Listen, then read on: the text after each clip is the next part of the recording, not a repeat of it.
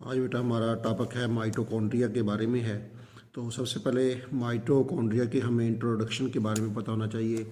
इसको सबसे पहले स्टडी किया था आल्टमैन ने 1895 में, फिर बेंडा ने इसको 1897 में नाम दिया माइटोकॉन्ड्रिया का। पहले इसका नाम बायोब्लास्ट था। अब इसके इंट्रोडक्शन के बारे में कि ये वेरी इंपॉर्टेंट ऑर्गेनेली है यूकैरियोटिक सेल में। ये हम क्यों कहते हैं कि बहुत इंपॉर्टेंट ऑर्गेनेली है? चूँकि स्पेसिफिकली इसका तल्लक है manufacture and supply of energy के साथ है। चूँकि ये सेल को एनर्जी सप्लाई करता है, इसलिए इसको सेल के हम पावर हाउस का भी नाम देते हैं। शेप इसकी कैसे होती है? अगर इसको हम कंपाउंड माइक्रोस्कोप के नीचे स्टडी करें तो उसकी शक्ल वेजिकल्स थैलीनुमा हो सकती है, रॉड लाइक हो सकती है, या फिलामेंटस धागे नुमा इसकी स्ट्रक्चर हो सकती है। बहरहाल इसकी मार्फोलॉजी क्वाइट कम्प्लेक्स है जो सेल से सेल वेरी करती है। अगर इंटरनल स्ट्रक्चर के हवाले से बात करें, अंडर इलेक्ट्रॉन माइक्रोस्कोप स्टडी करें तो इसकी स्ट्रक्चर कुछ यूँ होती है। It is bounded by 2 membrane इसके गिर्द पाई जाती हैं। ये आउटर मेम्ब्रेन है जिसको हम नाम देते हैं स्मूथ मेम्ब्रेन का, चूँकि इसके अंदर कोई इनफोल्डिंग नहीं है, बिल्कुल स्ट्रेट फॉर्म में पाई जाती है। और दूसरी है ये इनर मेम्ब्रेन जिसको हमने रेड पॉइंटर से शो किया हुआ है। इनर मेम्ब्रेन इनफोल्डिंग, ये अंदर की तरफ इनफोल्ड हुई है टू फॉर्म द क्रिस्टी, और ये मिलकर एक स्पेसिफिक स्ट्रक्चर बनाती है। इस फिंगर लाइक प्रोजेक्शन की वजह से इसको क्रिस्टी का नाम दिया जाता है। ये है माइटोकॉन्ड्रिया के इनर मेम्ब्रेन है। बहरहाल ये आउटर और इनर मेम्ब्रेन की स्ट्रक्चर सेल की प्लाज्मा मेम्ब्रेन से मिलती है और क्रिस्टी स्पेसिफिकली लिपोप्रोटीन पर मुश्तमिल होती है। अगर हम इसकी इंटरनल स्ट्रक्चर की तरफ जाएं तो ये आउटर और इनर मेम्ब्रेन के दरमियान ये जो चारों तरफ स्पेस पाई जाती है, इसको हम नाम देते हैं इनर मेम्ब्रेन स्पेस का नाम दिया जाता है। इसके इनसाइड माइटोकॉन्ड्रियल मैट्रिक्स होता है जिसके लिए अकेला मैट्रिक्स भी लिखा हुआ है। ये असल में इसका साइटोप्लाज्मिक पार्ट है, इसका फ्लूइडी पार्ट है।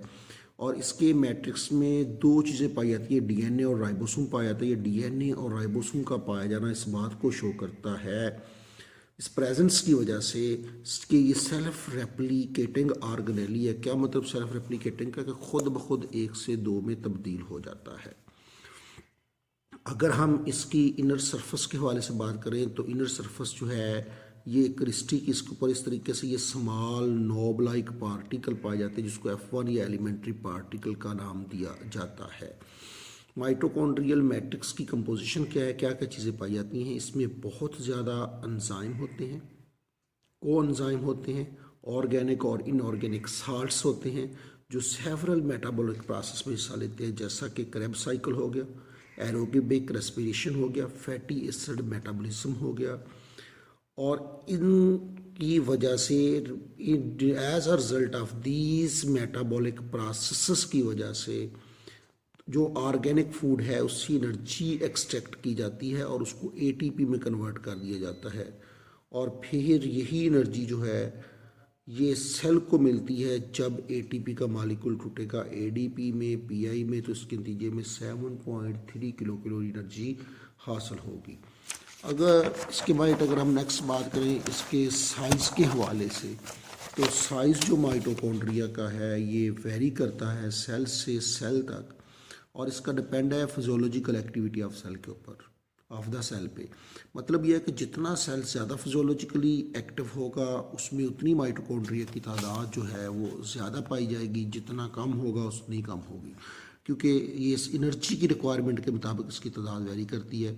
फंक्शन जैसा कि हम ऑलरेडी भी एक्सप्लेन कर चुके हैं कि एक ही फंक्शन है कि ये एक्सट्रैक्ट करते हैं एनर्जी को डिफरेंट कंपाउंड से और उसको तब्दील कर देते हैं ऑर्गेनिक कंपाउंड से एटीपी में। जब ज़रूरत होगी सेल को तो एटीपी टूटेगी एडीपी प्लस पीआई में, और अगेन ऑर्गेनिक फूड की ब्रेकडाउन से ये एडीपी और पीआई मिलके एटीपी बना देंगे। तो इस ये एटीपी एनर्जी की करेंसी यूनिट है। इस शक्ल में ये सेल के अंदर स्टोर होती है। चूँकि ये सेल को एनर्जी प्रोवाइड करता है इसलिए माइटोकॉन्ड्रिया को हम power house of the cell का भी नाम देते हैं।